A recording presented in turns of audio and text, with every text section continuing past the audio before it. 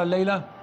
أجل الأخضر معي نجم اللقاء حقيقة علي أسد الذي نزل بديلا في الشوط الثاني وتمكن من تسجيل هدفين. علي، أول شيء ألف مبروك صعودكم للمباراة النهائية. كلمني عن هالفوز، خاصة جاي بقدمك أنت وأحرزت هدفين. أول شيء بسم الله الرحمن الرحيم، الله يبارك في حياتك أخوي.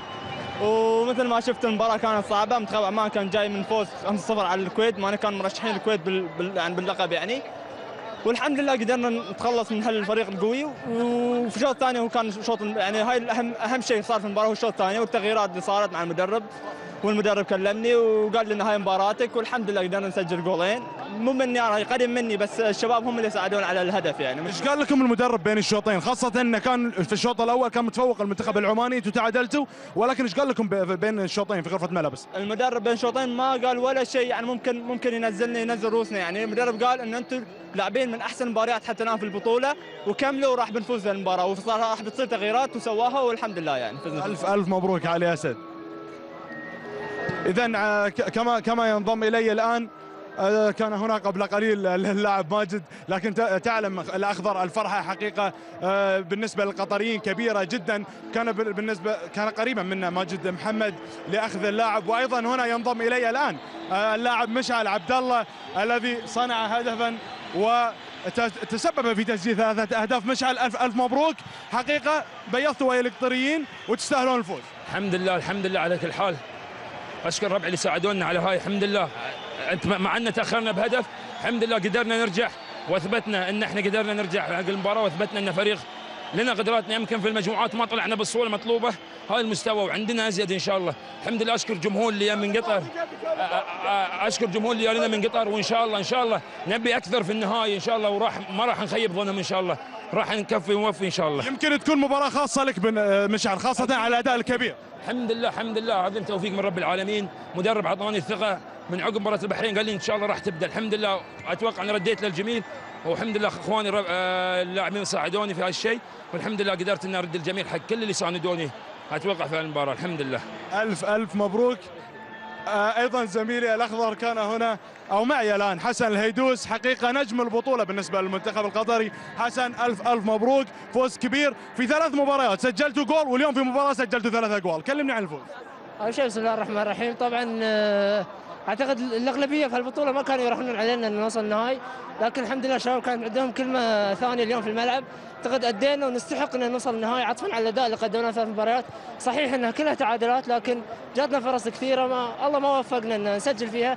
الحمد لله اليوم قدرنا نستغل الفرص، قدرنا نلعب على امكانياتنا، قدرنا نلعب على نقطه ضعف المنتخب العماني اللي صراحه قدم مباراه كبيره اليوم. صراحه اشكرهم على المجهود وعلى الاداء وعلى الفريق الشاب اللي عندهم صراحه. اشوفكم مستانسين اليوم يعني، خاصه فرحه بوصولكم للمباراه النهائيه، ولكن الترشيحات كانت تصب في مصلحه المنتخب القطري منذ بدايه البطوله.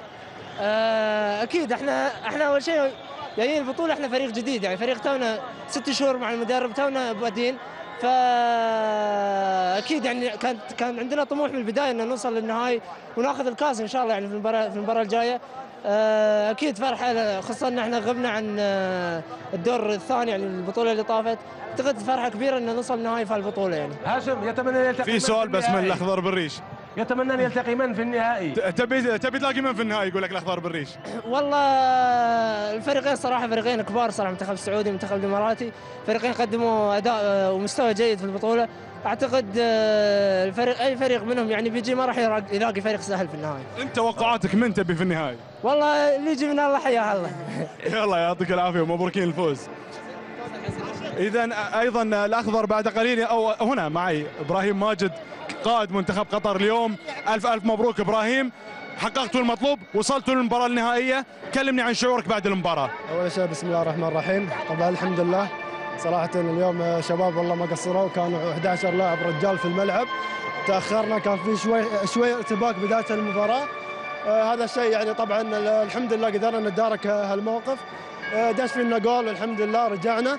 اعتقد ان الشباب صراحه يستاهلون اكثر والله. الخطوه ان شاء الله اتمنى ان الاداء قاعد يتطور من مباراه لمباراه، ونتمنى ان شاء الله انه باقي لنا خطوه واحده وان شاء الله كاس عنابي يا رب ان شاء الله. كلمني عن دور جمال بلماضي، ايش قال لكم في غرفه الملابس وايش الكلام اللي دار بينكم بين جمال بلماضي بين الشوطين ايضا؟ والله يعني ما في، هي الروح صراحه، احنا حطينا يدنا في يد بعض بين الشوطين وقلنا المباراه 45 دقيقه نعطي كل اللي عندنا، اهم شيء نطلع راضيين، والحمد لله الواحد يجتهد وتوفيق من الله سبحانه وتعالى الحمد لله. الف الف مبروك كابتن المنتخب ابراهيم ماجد.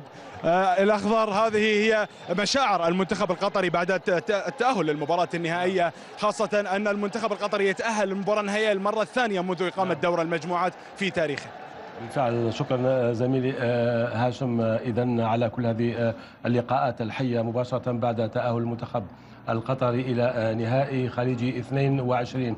هيا بنا نذكركم الآن بالأهداف الأربعة. المنتخب القطري الذي غاب طويلا وتلقى الهدف منذ الدقيقة 24. هنا القوة أنه عاد بعد هذا الهدف من اللاعب رائد صالح على الطائر من ضربة جزاء أولا صنعها مشعل، إذن الذي يستفيد منها المنتخب القطري في الدقيقة 36، وهدف التعادل من ضربة جزاء للهيدوس. بعدها في